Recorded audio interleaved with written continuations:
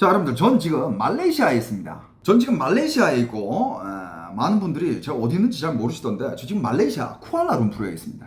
전 말레이시아 쿠알라룸푸르에 있는데, 많은 분들이 제가 말레이시아 쿠알라룸푸르에 와 있다니까, 뭐 댓글도 달아주시고, DM도 많이 와주시고, 뭐 물어보는 게, 괜찮냐고, 위험하지 않냐, 지금 말레이시아 상황은 어떠냐. 왜냐하면 동남아에 그 범죄 단지 이런 게 터진 지가 얼마 안 됐잖아요. 근데 제가 봤을 때는 그게 워낙 세계적으로 크게 터져가지고 여기저기서 지금 다 그걸 이제 뭐 다 조사하고 막 잡고 난리도 아니었잖아. 중국에서는 애들 막 사형 때려버리고 막 이러니까 애들이 지금 다 본거지를 웬만하면 다 옮겼을 거예요. 뭐 저쪽 숲으로 더 숨어갔든가 혹은 제가 저번에 말한 그 두바이 있죠. 다른 데로 갔든가 뭐 이런 상황인데, 말레이시아 관련돼서 많이 물어보시는데, 말레이시아도 제가 한번 여기 와가지고 조사를 한번 해봤습니다. 아니나 다를까 말레이시아에 얼마 전에 기사가 터졌네. 뭐냐면 여러분들, 와 이건 진짜 좀 충격적인 게, 여기 쿠알라룸푸르가 말레이시아의 수도잖아요. 여기 방사르 사우스라는 곳이 있어요. 네, 여긴 저는 쿠알라룸푸르고, 저는 지금 KLCC 바로 옆에 있습니다. 집에서 KLCC가 보여요. KLCC 바로 옆에 있는데 숙소가, 저는 굉장히 안전한 곳에 있으니까 걱정하지 마세요. 이 건물에 뭐 보안 시스템이라든지 아주 잘 돼 있습니다. 걱정하지 마시고. 그리고 막 경찰차들도 막 순찰 엄청 돌고, KLCC라는 곳인데 완전 쿠알라룸푸르의 중심지에. 근데 이게 참 좀 그런 게, 여기도 방사르 사우스라는 게 쿠알라룸푸르의 핵심 비즈니스 지역이에요. 스타트업, 외국계 기업, 고급 오피스들이 모여있는 지역이라고 합니다. 근데 여기에서 범죄 단지가 한 개 털린 거예요. 범죄 단지가 털린 게 규모가 어느 정도 되냐? 400명 규모입니다. 400명. 이거는 단순히 그냥 몇 명이서 전화 사기 이런 거 하는 자그마한 사무실이 아니에요. 400명이면 이것도 거의 뭐 단지급이에요. 5층짜리 건물 전체를 사기 콜센터로 사용한 공장형 조직범죄. 중국말로 말하면 유엔추유죠. 그럼 KK 단지, 범죄 단지 이런 거 여기도 한 개 털렸습니다. 야, 말레이시아까지 있을 줄 몰랐다. 근데 제가 봤을 때는 워낙 지금 이게 전 세계적으로 그걸 주목하고 있고 여기저기서 압력이 들어오면서 걔네들 털고 있으니, 말레이시아도 약간 원래 알고 있다가 지금 이때 얘네들 안 털면 안 되겠다 이런 느낌으로 약간 터는 느낌도 없지 않아 좀 있어. 이 5층 건물 전체가 다 그런 범죄 단지처럼 운영이 되고 있었고, 그 다음에 400명이 현장에서 체포가 되었는데, 그 중에는 말레이시아 사람도 있고요, 외국인도 당연히 있고요, 중국계, 동남아계 등 다양한 국적이 섞여 있었다고 합니다. 경찰은 현장에 7대의 트럭을 동원해 체포된 사람들을 몇 차례에 걸쳐 이동시키는 모습이 목격되었다고 합니다. 그만큼 규모가 어마어마했는데, 자 여러분들, 저도 말레이시아를 의심을 안 할 수가 없었어요. 왜냐하면 이 중국계잖아. 말레이시아도 중국계 사람이 얼마나 많습니까? 그럼 중국어를 하고 중국계 사람들이 많고, 중국인들이 또 말레이시아도 중국인들 무비자예요. 그리고 중국인들 은퇴 비자 받으려고 말레이시아로 엄청 들어와. 그게 지금 약 20만 명입니다. 한국인은 여기서 2만 명도 안 되거든. 근데 중국인은 여기서 이미 20만 명이야. 그러니까 엄청 많은 중국인들이 있고, 그리고 원래 말레이시아에 사는 중국계의 말레이시아인들도 있고 하니까, 이 중국인들이 많으면 이런 단지 혹은 이런 사기 콜센터가 없을 리가 없지. 와, 근데 400명짜리 사이즈는 좀 의외였다 이거죠.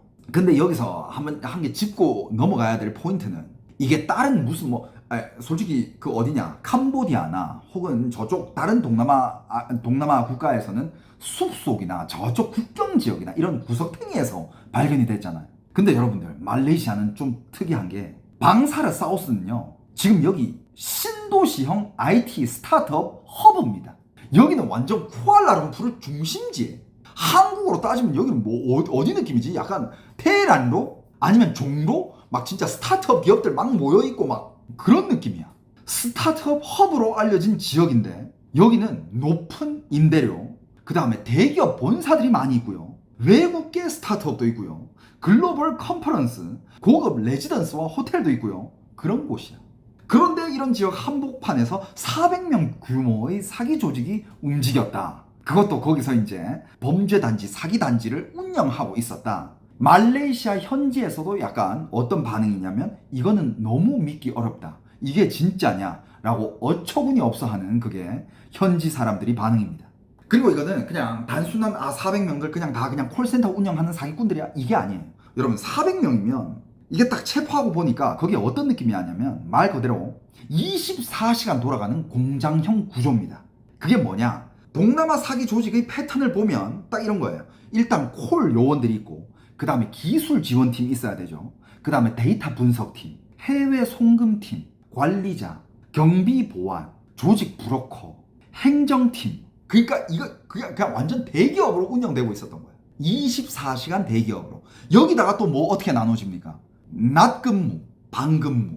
이게 다 나눠지는 거야. 각자 역할이 있고 각자 막 이렇게 나눠가지고 24시간을 돌아가는 하나의 기업처럼 시스템화되어 있었다고 합니다. 그리고 이 사건이 약간 좀 이제 중요하게 분석해야 할 필요가 있다라고 평가되는 이유는 말레이시아가 최근 국제 사기 조직들에게 새로운 안전 지역으로 떠오르고 있다라는 의심이 듭니다. 의심이 든다고 합니다. 왜냐? 일단 캄보디아 시아누쿠빌 단속을 했고, 그 다음에 미얀마 KK파크 국제 압박 받고 있고, 라오스 필리핀 단속 강화되고 있고, 이렇게 되면서 이제 물론 두바이로 많이 갔죠. 두바이 거기 지금 진짜 두바이가 지금 제가 봤을 때는 세계적으로 제일 큰 규모를 가지고 있는 게 두바이일 텐데, 근데 두바이뿐만 아니라 대규모의 중국계의 사기 조직들이 말레이시아, 라오스, 두바이 등으로 이동하고 있다라는 국제 보고가 굉장히 많아지고 있습니다. 그리고 말레이시아는 일단 인프라가 좋고 출입국 규제 완화 이게 커요. 여러분들 중국인들이 무비자로 말레이시아를 마음대로 왔다 갔다 할 수 있으니까 이게 굉장히 큽니다. 그리고 도시형 오피스가 진짜 많습니다. 쿠알라룸푸르 와보시면 진짜 어디 막 들어가서 짱박아 가지고 사무실 한 개 차리고 콜센터 하기 딱 좋아. 그리고 실제로 여러분들 말레이시아에는요 이 커스터머 서비스 콜센터가 거의 말레이시아에 다 있다고 보시면 돼요. 대부분이 말레이시아에 다 있어요. 전 세계적인 대기업들 있잖아. 예를 들면 IBM이라든지 디즈니라든지 각종 한국의 대기업들 국제적인 대기업들 거기 콜센터들 있잖아. 대부분이 말레이시아에 있습니다.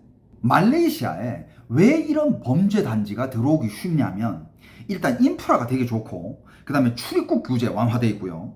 그 다음에 도시형 오피스가 많고 외국인이 섞여 있어가지고 눈에 덜 띄고, 말레이시아에는 정말 진짜 전 세계 모든 인구가 다 있어요. 모든 인종이 진짜 다 있습니다. 다 보여요. 그리고 무엇보다 중요한 게 중국인 무비자. 그러니까 말레이시아가 있을 것 같은데 라는 생각이 들었는데 말레이시아도 터지긴 터지네. 그리고 이제 다양한 커스터머 서비스 센터, 그런 하청 기업들이잖아요. 대기업의 하청 콜센터들 말레이시아에 진짜 많이 들어와 있어요. 그리고 그 말레이시아에 들어와 있는 그런 콜센터, 커스터머 서비스 센터 이런 데서 한국인뿐만 아니라 일본인들 각 나라의 사람들이 많이 근무를 하고 있는데 한국인들도 많이 근무를 하고 있거든요. 여기저기 얘기를 들어보면 한국인들도 여기서 꽤 많은 돈을 벌면서 CS에서 근무를 하고 있는 콜센터 직원들 꽤 많다고 합니다. 한 달 월급이 물론 사람들마다 좀 이렇게 다르겠지만 보통만 이렇게 한 10,000링깃에서 왔다 갔다 한다고 합니다. 10,000링깃이면 여러분들 거의 400이야. 괜찮지 않아? 한국에서 일할 거 없다, 한국에서 진짜 일할 거 없네 이런 사람들 해외로 나와가지고 이렇게 돌아다니면서 취업을 하는 것도 난 나쁘지 않다고 봐. 견식도 넓히고 세계도 좀 돌아다녀보고. 그러니까 한마디로 이 쿠알라룸푸르가 약간 그런 콜센터라든지 근데 물론 그런 에피소드들이 많지만 그 동남아 범죄단지 사기 콜센터 이런 거 터졌을 때 어떻게 보면 말레이시아도 동남아잖아요. 근데 여기서 일하고 있는 한국인들이 부모님들이 연락을 해가지고 야, 너 동남아에서 어디서 일하고 있니? 여기 CS 콜센터 커스터머 서비스? 야, 거기 혹시 사기단지 이런 데 아니지?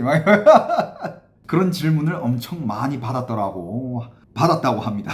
그러니까 이제 쿠알라룸푸르가 약간 여러 가지 환경적으로 봤을 때 이런 불법 단지, 불법 사기 콜센터 이런 거를 합법적인 회사로 위장하기에 굉장히 좋은 환경이다. 그러면서 지금 경찰들까지도 기자들이 질문에 약간 말을 아끼고 있어요. 그 안에 누가 잡혀고 어떤 사람이 있고 이런 얘기를 발설을 안 하고 있어. 그냥 하는 얘기가 조사가 진행 중이며 특별 브리핑을 준비 중이다 라고 말하고는 구체적인 언급을 피하고 있습니다. 그 이유는 국제공조수사, 중국인 피의자 비중, 조직의 해외 연계 의심, 외교적 파장 가능성 이런 민감한 요소들이 다 들어있기 때문에 그냥 400명 수준이며 다양한 국가의 사람들이 있었다 그러면서 말을 아끼고 있는 그런 상황입니다. 말레이시아 쪽도 연관된 게 있을까? 말레이시아 정부에서도 그리고 지금 국제 매체에서는 지금 이런 동남아 범죄 단지에 대해서 지금 계속 주시하고 있는 상황인데 다들 하는 평가가 앞으로 말레이시아뿐만 아니라 동남아 전체 혹은 이런 범죄 단지를 운영하기 쉬운 그런 환경을 제공해 줄 수 있는 그런 나라에서는 이런 범죄 단지가 더 많이 더 구체적된 그런 기업 느낌으로 발전될 가능성이 크다라고 평가하고 있는 그런 상황입니다. 제가 말레이시아 왔으니까 말레이시아에도 혹시 뭐 이런 게 있는지 한번 이렇게 찾아봤는데 이렇게 있더라고요. 근데 이런 식으로 크게 그리고 돈 사이즈가 엄청 크잖아요. 이런 큰 규모의 불법적인 수입들을 이렇게 큰 사이즈로 벌려면 솔직히 정부나 혹은 그 뒤에 약간 좀 뒷배가 있지 않는 이상 이런 사업을 난 이렇게 크게 할 수 없다고 보거든. 어느 나라든 간에. 아, 나중에 한국에서 이런 단지 생기는 거 아니겠지? 한국에선 제발 이런 단지가 안 생겼으면 좋겠습니다. 자, 다음 기사로 넘어가 볼게요. 진짜 그거 보셨어요? 필리핀의 한 시장이 중국의 간첩이었다. 기사 봤습니까? 그쵸. 이거 제가 옛날에도 한번 다뤘어요. 오래됐지. 옛날에도 한번 다뤘는데 근데 얘가 지금 잡혀가지고 실형이 나왔다고 합니다. 이건 거의 영화 대본급이에요. 근데 옛날에는 그냥 이 사람이 중국의 스파이고 간첩이다 이런 얘기만 나왔잖아. 근데 보니까 이 시장이 위조된 신분으로 필리핀에서 시장을 하면서 뭐까지 했느냐? 오늘 주제가 범죄 단지잖아. 필리핀에서도 어마어마한 규모의 범죄 단지를 운영했다라는 겁니다. 이거는 거의 진짜 그냥 스릴러 영화급인데 결국에는 얘가 지방 도시 시장으로 나갔는데 당연히 자기 신분이 아니죠. 위조된 신분으로 나갔는데 그 도시 뒤편에서 불법 도박, 인신매매, 사기단지 옛날에는 이런 것까지 안 나왔거든. 그냥 간첩인가 보다. 간첩이었는데 어떻게 저렇게까지 시장까지 달았지? 야, 그래도 지지자들이 많나 보네. 주위에 사람들이 꽤 있나 보네. 야, 이게 그냥 사람들이 좀 있었다. 제 세력들이 많네. 무슨 흑사회 파벌인가? 이 정도로 생각했지. 얘 주위에 그 범죄 단지 조직 이게 있을 줄은 상상도 못했다 이거지. 그러면서 얘가 잡히고 나서 뭘 받았냐? 종신형을 선고받았습니다. 종신형 너무 좋다. 야, 필리핀에서 종신형. 이름이 앨리스 고어라는 사람. 필리핀의 루손섬 타를라크주의 반반시 시장입니다. 시장 출마하는 것도 아니고 이미 시장이야. 36살이 젊은 여성, 중국인 아버지와 필리핀인 어머니 사이에서 태어난 현지인이라고 자신을 소개해왔다라고 합니다. 근데 수사 결과가 굉장히 충격적인 게 필리핀 국가수사청이 지문을 대조해본 결과 앨리스 고어의 지문은 2003년에 중국 여권으로 필리핀에 입국한 꾸어화핑, 이름이 꾸어화핑이에요. 고하핑이라는 사람의 지문과 완전히 일치. 그러니까 필리핀 현지 사람인 거 거짓. 혼혈아라는 거 거짓. 그냥 중국에서 필리핀으로 잠입한 스파이라. 2022년에 지방도시의 시장으로 당선되다. 야, 이건 너무 대단한 거 아니야? 스파이가 어느 나라 가가지고 정치를 하면서 막 시장이 됐다라는 이야기 들어본 적 있습니까? 그건 그냥 영화에서 나오는 이야기 아니에요? 그런데 이 시장이 한 일이 더 충격적이야. 시장이 당선되고 나서 시장실 뒤편에다가 8만 제곱미터 규모의 거대한 복합단지를 운영했다라는 겁니다. 8만 제곱미터. 토지 대부분은 심지어 그녀의 명의로 되어 있었고 운영사는 중국계 법인. 대표는 역시 그녀. 이 시설에서 무슨 일이 벌어졌냐면 대규모 불법 온라인 도박장, 국제 로맨스 스캠 콜센터, 피해자 감금 폭행, 인신매매, 각국 인력들을 빼내와서 강제 노동시키고 완전히 미얀마 KK파크, 캄보디아 시아누쿠빌과 똑같은 구조. 근데 그 플러스 이 구조는 누가 운영한다? 시장이 직접 운영한다. 파워가 얼마나 막강했을까요? 뒤를 봐줄 필요가 없어. 왜? 내가 시장인데. 그러니까 필리핀의 한 도시의 시장이 직접 운영한 범죄 단지였다. 이게 제일 세요. 이 사건이 어떻게 들통나게 됐냐면 베트남의 한 피해자가 한 명이 탈출을 하게 됩니다. 2024년 3월에 한 베트남 국적 피해자가 감금 상태에서 탈출하는데 성공을 하고 바로 경찰에다가 신고를 합니다. 그러면서 정말 다행인 게, 야 근데 정말 보통 이럴 때는 경찰에 신고를 하잖아? 그럼 그 경찰서장도 이 필리핀 시장이랑 같은 파였어야 됐어. 그러면서 야 여기 니들 거기서 도망쳐 나온 애 한 명 있어. 야 빨리 데려가. 이거 관리 잘 해야지. 이렇게 튀어나와가지고 신고하면 너희 들통 난다니까. 이렇게 알려줘. 그러면서 거기서 다시 사람이 와가지고 다시 잡아가요. 미얀마랑 그 캄보디아가 그렇게 운영이 됐었어. 도망을 나왔어. 경찰서로 가서 신고를 했는데 그 경찰서에 있는 사람들이 다 그쪽 세력인 거야. 다시 보내버려요. 근데 여기는 참 다행히도 경찰이 급습을 합니다. 필리핀 경찰이 급습을 하면서 그 안에서 700명 이상의 감금 임원을 구조를 합니다. 근데 국적도 너무 다양했던 게 일단 중국, 말레이시아, 대만, 베트남, 인도네시아, 심지어 르완다 등 아프리카 출신까지, 이게 필리핀 지방도시 한복판에서 벌어졌던 일이라고 합니다. 그리고 필리핀의 상원은 이 사건을 단순 범죄로 보지 않는다고 합니다. 그 이유는 세 가지. 신분 세탁 방식이 개인 단위로 불가능한 수준이라고 합니다. 이게 그러니까 약간 이런 가능성이 있을 수 있어. 이 시장이 원래 먼저 있었고 이 시장이 이 범죄 단지를 차렸다. 난 이 순서는 아니라고 봐. 이 범죄 단지가 원래부터 있었고 이 범죄 단지에서는 자기들 뒤를 봐줄 그런 시장 이런 사람이 필요했던 거지.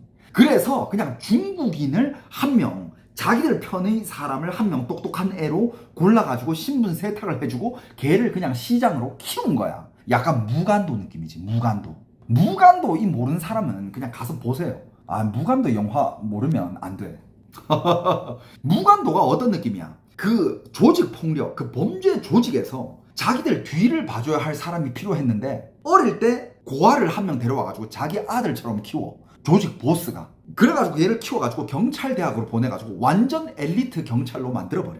그러면서 걔가 그 경찰로 들어가가지고 심지어 얘 빼까지 있으니까 얘 범죄 조직 보스가 얘 아빠인 거 아니야. 그러니까 얘를 승진시켜주기 위해 가지고 여러 가지 사건을 해결해주게끔 만들어줘. 그런 진짜 필요한 범죄 조직에서 있었던 여러 가지 증거들, 범죄 증거들, 이거를 얘가 보스니까 아들한테 바로바로 꽂아주는 거야.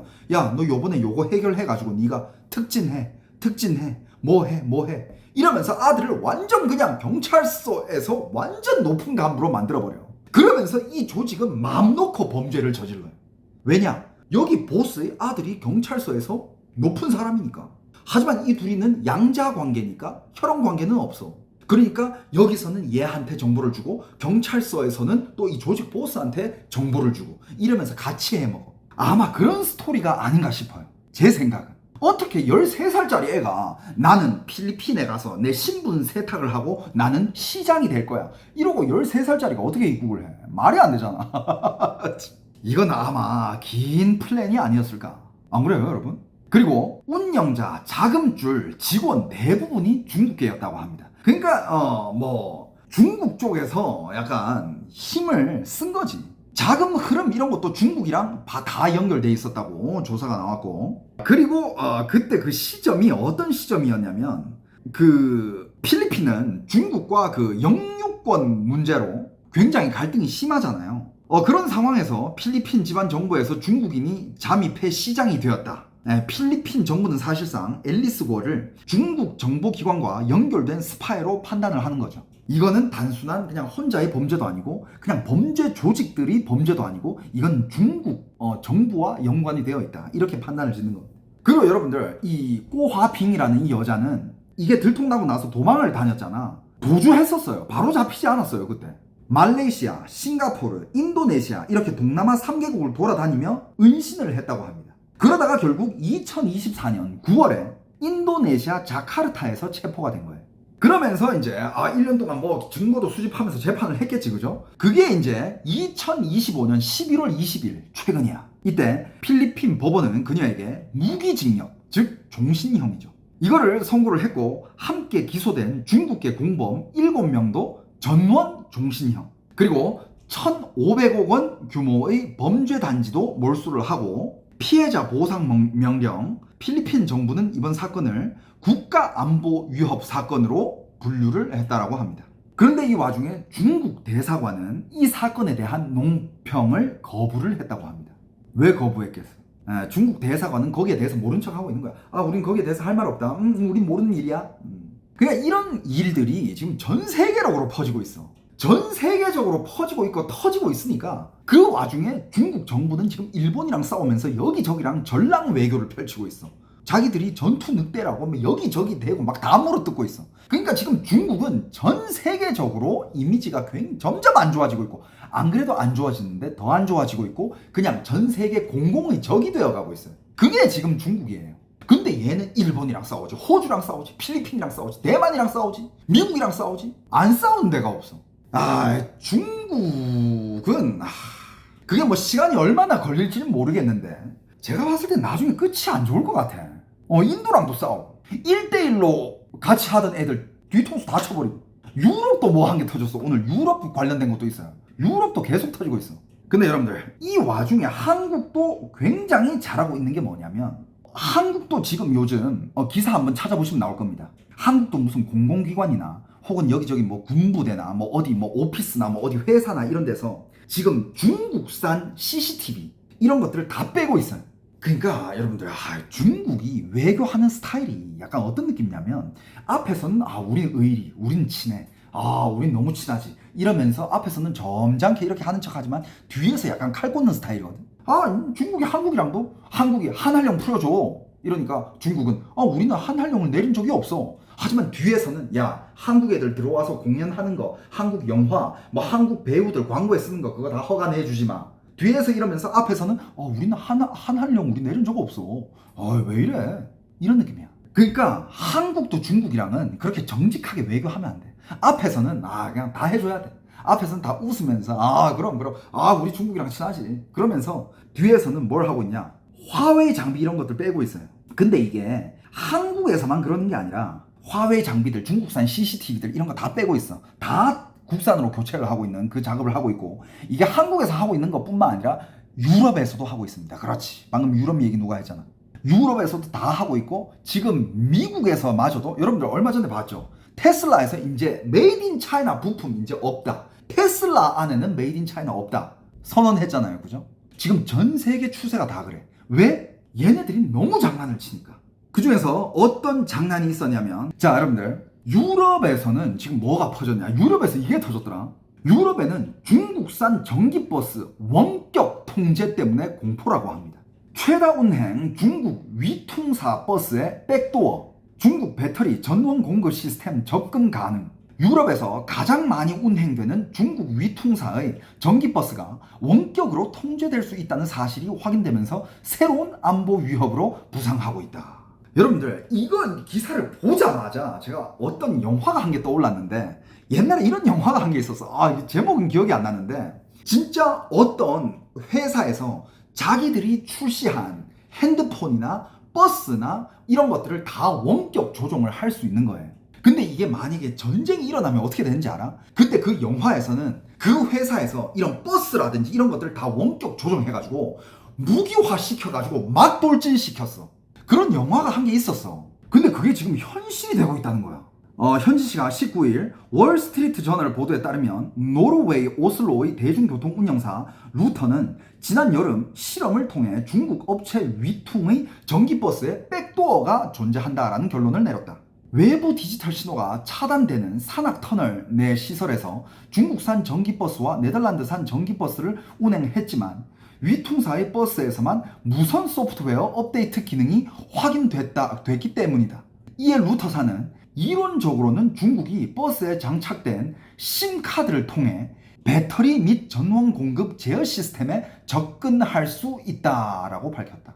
전기버스 등록 대수 기준으로는 유럽 1위에 올랐던 위퉁이 대중교통 시스템에 위협이 될 수 있다는 사실이 발표되자 파장이 일었다. 전기버스 전문 매체인 서스테이너블 버스는 지난해 위퉁이 유럽 전기버스 시장에서 전년 대비 99.8% 증가한 등록 대수 483대에서 1092대를 기록했다고 전했다. 와. 근데 그 버스들이 다 중국 백도어가 씌워져 있고 중국 원격으로 다 조정이 가능하다면 그건 굉장히 심각한 문제죠. 여러분들, 유심 한 개로 뭘 할 수 있는데 엄청 많은 걸 할 수 있습니다. 유심만 뭔가 심어져 있고 내가 그 유심에 접근을 할 수 있잖아. 그러면 그 간단한 기계만으라도 그냥 일단 거기 위치 파악 다 되고 컨트롤 되고 여기 인터넷이 안 되는 곳에서 업데이트까지 된다 그랬잖아. 그 주위에 목소리 다 도청할 수 있고 할 수 있는 게 너무 많습니다. 논란이 커지자 중국 위퉁은 해명에 나섰다. 위퉁은 유럽에서 판매된 차량의 데이터를 아마존 웹 서비스가 관리하는 독일의 데이터 센터에 저장했으며 무선 업데이트를 제공하기 전에 고객의 동의를 받았다라고 밝혔다. 고객의 동의? 그거 동의 안 누르면 안 넘어가는 그 동의 얘기하는 거야? 야, 이거 진짜 중국이 진짜 별의별 걸 다 심어. 그러니까 이게 위협적일 수밖에 없는 거야. 국가 안보가 점점 문제가 되고 있습니다.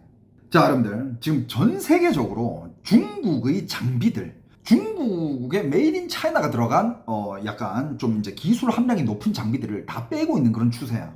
요번에 유럽에서는요 법으로 아예 막아버렸습니다. 중국 통신 장비를 배제한다고 합니다. 유럽연합 집행위원회가 회원국 이동통신망에서 중국 화웨이와 중흥통신 그 ZTE 장비 알잖아. 그거를 단계적으로 배제하는 방안을 법제화하는 방안을 추진하고 있다. 블룸버그 통신에 따르면 헨나 비르쿠넨 집행위 기술 부위원장은 고위험 공급 업체 장비 사용을 중단하도록 하는 법적 의무화 조치를 검토 중이다. 현재 통신 인프라 관련 권한은 각 회원국 정부에 있지만 해당 방안이 시행되면 유럽의 안보 지침을 따르지 않는 회원국은 제재 대상이 될 수 있다. EU는 초고속 인터넷망에서도 중국 장비 사용 제한을 검토 중이며 글로벌 게이트웨이 해외 인프라 투자 프로그램에서 화웨이 장비 사용국에 대한 지원 중단도 고려하고 있다. 이는 개발 도상국이 중국 통신 장비에 의존하지 않도록 하기 위한 조치다. 전 세계가 중국을 제재하고 있는 흐름입니다. 한국도 지금 웬만한 중국 장비들 다 빼고 있어. 근데 막 이거를 그러니까 그런 거지. 굳이 뭐 예를 들어서 한국이 중국을 상대로 말 그대로 정치 외교를 해야 될 거 아니야. 근데 중국은 항상 우리 앞에서는 뭐 한국 좋다고 뭐 한국 다 좋다고 우리는 한국한테 잘해주고 있다 뭐 약간 이런 뉘앙스로면서 앞에서는 우리 친구지 그러면서 뒤에서 약간 뒤통수 치는 스타일이잖아. 그럼 거기에 맞춰줘야 돼. 우리도 중국 좋지 중국 그래 우리 함께 가는 거야 이러면서 뒤에서는 중국 장비도 빼고 중국 CCTV 다 빼버리고 뭐 중국 전기차 배터리 이런 것들 제재할 것도 다 제재하고 뒤에서 중국 음식도 수입 중단하고 뭐 이런 것들 그걸 굳이 대놓고 발표해가지고 오늘부터 우리는 중국 음식을 수입하지 않겠습니다 뭐 이렇게까지 할 필요 있나. 그냥 뒤에서 이러다가 거기도 알아챌 거 아니야. 야 니들 왜 우리 음식 수입 중단해? 우리 중단하지 않았어. 왜 뭘 중단했는데 봐봐. 야 이건 농약 수치가 오바됐대. 농약 수치 없는 걸로 줘. 그때 우리 수입할게. 이건 오바됐대. 이건 우리가 안 맞는 게 아니야. 우리 룰이 있잖아. 규정이 있는데. 이런 식으로 해야 돼. 걔네들은 그렇게 상대해야 돼요. 이해는 내 말이. 하임님 방금 이런 말을 했어. 왜 이렇게 중국인들은 멍청한지. 양질의 제품 잘 만들어서 칭찬 듣고 전 세계 민심 먹을 생각을 해야지. 그러니까 그런 마음을 가지고 있는 상인들도 당연히 있겠지. 하지만 그 혼자 상인만으로 뭔가 물건이 나오지 않는단 말이야. 이거는 다 뭔가 생산 사슬이라는 게 있잖아. 근데 중국 국민성이 그래. 그 중국 국민성이 일치하게 다 같은 마음이었을 때 그렇게 갈 수 있는데 한 명은 정의로운 마음이지만 한 명은 대충 해. 그냥 돈만 벌면 되지. 야 저거 그냥 재료 빼. 재료 아껴. 야 저건 그냥 대충 해. 뭘 그렇게 깐깐하게 해. 그냥 쓸 수 있으면 되지. 이런 마인드를 가진 애가 생산 라인에 한 명이라도 있으면 다 무너지는 거야. 그런 국민성이 중국은 아직 준비가 안 돼 있어. 그게 정말 잘 돼 있는 게 어딥니까? 일본이에요. 왜 사람들이 일본 물건을 인정해주고 일본의 장인 정신이라 하면 프리미엄을 붙여서라도 전 세계 사람들이 사고 왜 그러는 거야? 그 다 이유가 있어. 뭐 돈이 남아 돌아서 그럴까? 아니야. 절대 아니야. 왜 나는 저도 닭이 이런 거 좋아하잖아. 왜 나는 이렇게 메이드 인 재팬이라 하면 환장을 할까? 얘네 진짜 한 땀 한 땀 만들어 놓은 여러분들 저 아시죠? 저희 일본 별로 안 좋아하는 거 아시죠? 옛날에 한국이랑 일본 싸울 때 일본 가는 티켓 찢은 사람이야. 알지? 근데 인정할 건 인정하자 이거야. 일본 제품들 졸라 잘 만들어요 진짜. 배울 건 배워야 돼. 그런 거 장인정신. 그럼. 근데 중국은 아직 여러분들 이따가 오늘 어마어마한 거 한 개 알려드릴게. 진짜 요거는 마지막 컨텐츠로 할 건데 제가 요 한 일주일 정도 방송을 못 했거든. 방송 못 했다라기보단 안 한 거야. 왜? 내가 다른 데 정신이 팔려 있었거든. 거기를 파고 있었어. 파고 있었는데 내가 이제 얻어낸 지식들이 있는데 그걸 이따가 여러분들한테 공유할 거예요. 아무튼